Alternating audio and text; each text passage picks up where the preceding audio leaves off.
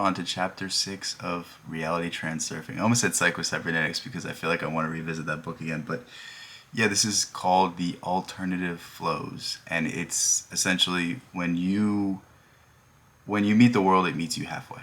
And it's about going with the flow. It's about understanding things, and it's about reframing things in your mind so that they're no longer such an obstacle. We will now get into the chapter summary. The mind interprets information using a set of established designations. The heart does not think or speak, it feels and knows. The mind is only capable of building a relatively new version of a house from old bricks. Think, it can only form things based off your past knowledge. How you view new scenarios are simply a model based off of how you view old ones. Think your old experiences go to shade your future experiences.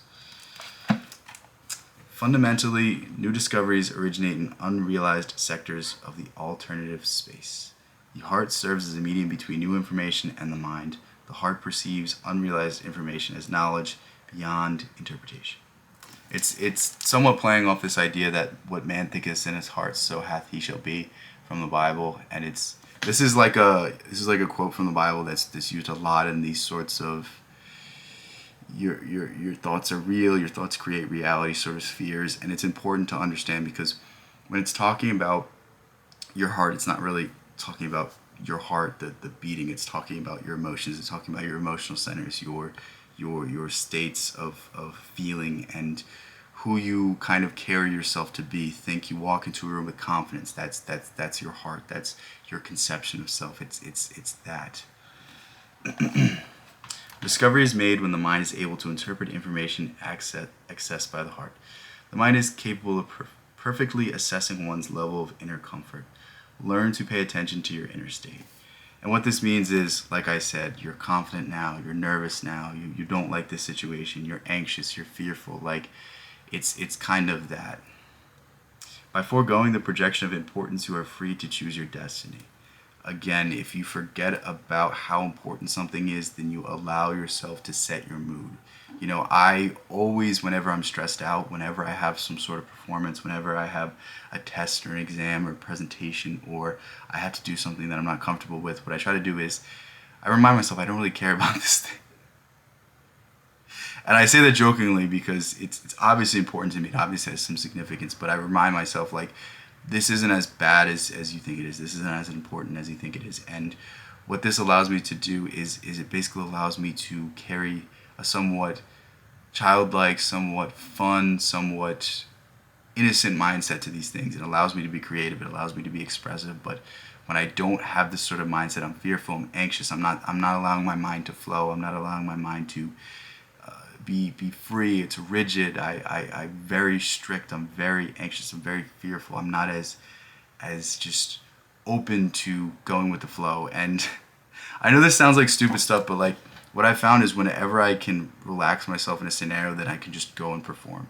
I don't have to worry about the end result. I don't have to worry about anything. I could just, I practiced X amount of times. I did good in the practice. Now let me show it. And that's how I have performed to the best of my abilities in my recent endeavors. This information structure is organized in chains of cause and effect. Chains of cause and effect generate the alternative flows. Paths of least resistance are organized into separate streams. Streams in the alternatives flow contain the solution to all of our problems.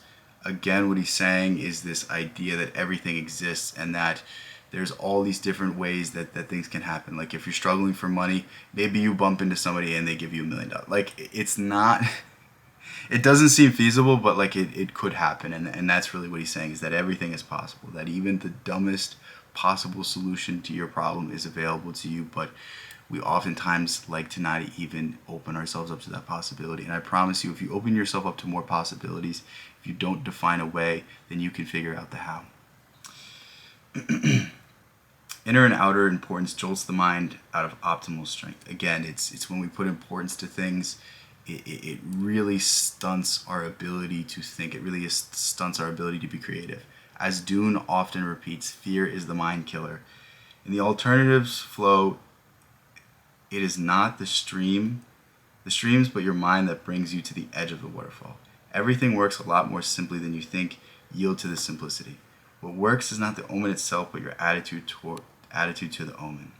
Guiding signs indicate a possible bend in flow of alternatives. Think about a gut feeling when you know something is wrong and you know something doesn't feel right, and you go against that.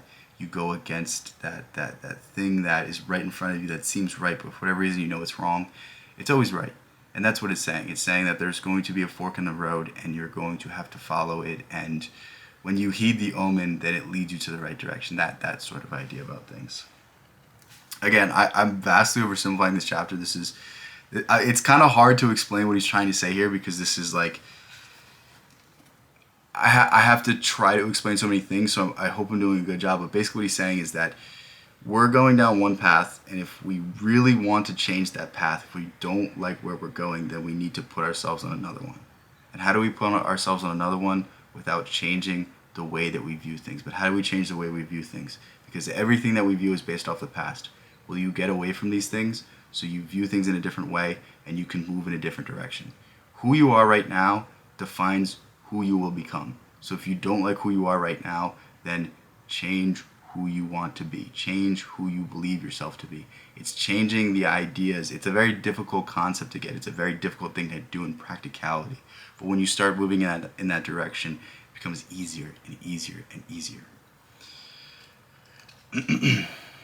Signs are characterized by their tendency to evoke the feeling that something is not right. Spontaneous phrases can be perceived as instructions. Think we have something on the tip of our tongue, we forget about it, and then weeks later, months later, we're reminded of that thing, and that memory flashes into our head. It's things like that. The level of inner peace one feels represents a clear sign. If you have to talk to yourself into something, it means that the heart is saying no. If it is possible to change a decision that caused you to feel uncomfortable in your gut, do so. Soften your grip on things and allow unforeseen events into the script. This is a very important thing, because one of the fundamental things of meditation, this is something that I learned. I wish I remembered who. It was some guru or some poet or mystic. He said something along the lines of meditation is allowing the world, allowing yourself to stop controlling the world.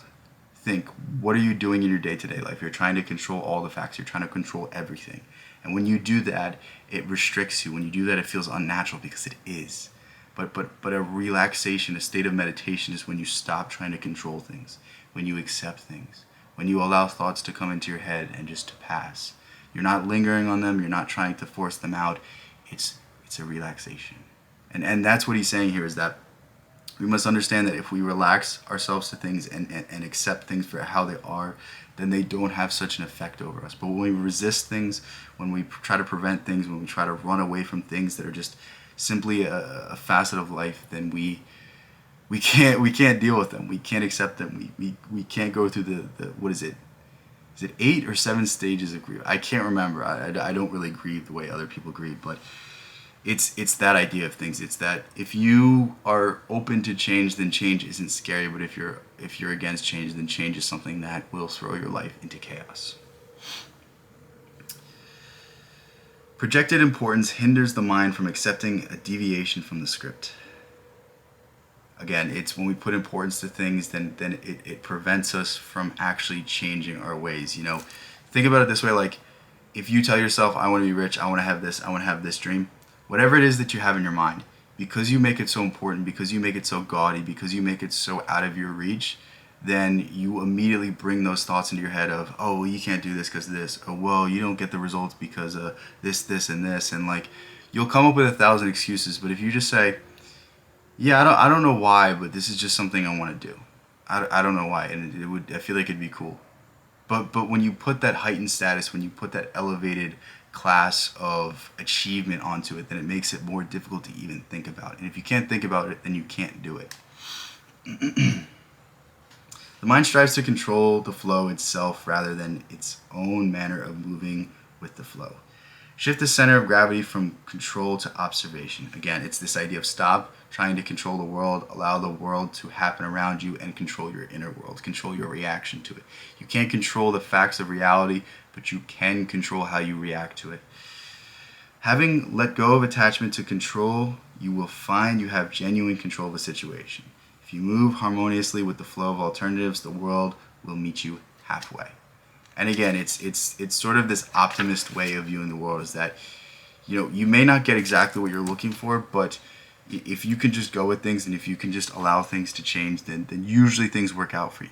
Usually things can look up for you, but we're so gung ho into a certain way of things. We're so head first that we need it this way, or it's this way, or my way or the highway. Like, accept things, allow things to happen, allow things to change, allow an understanding to the idea that you can never step in the same river twice. You can never experience the same thing that you once experienced. So stop trying to feel it now, and stop trying to force it now. Stop trying to force a certain reaction. And yeah, very interesting chapter. I think there's a whole lot of stuff to understand here. Hopefully I did a good job of summarizing it, but again, you need to go into this book yourself, because there's some really important ideas here, and there's some really important ways to reframe your mind that this chapter talked about and the rest of the chapters talked about. So we'll continue to go through this. Love you guys so much. Peace out. I will catch you.